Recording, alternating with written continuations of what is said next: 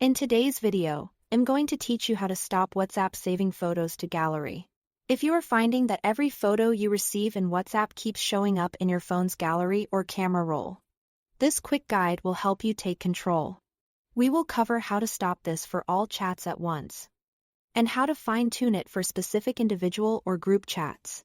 First, let's change the setting for all chats. Open WhatsApp on your phone on Android.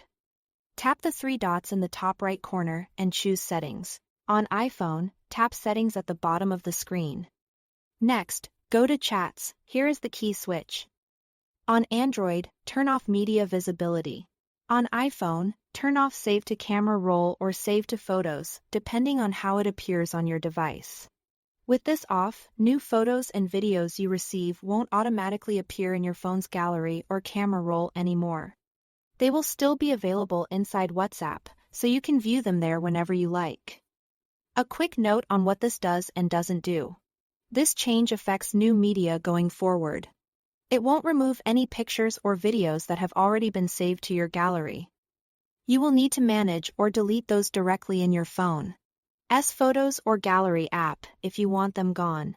Also, nothing is being deleted from WhatsApp itself. Your chats and media remain intact inside the app.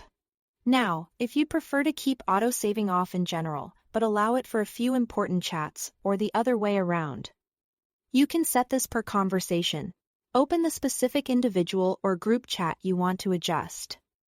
Tap the name of the contact or group at the top to open that chat's info screen. On Android, tap Media Visibility. On iPhone, tap Save to Camera Roll or Save to Photos.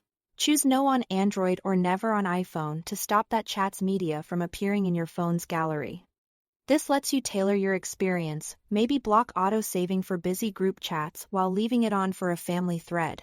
If you ever change your mind, just revisit the same setting and toggle it back on.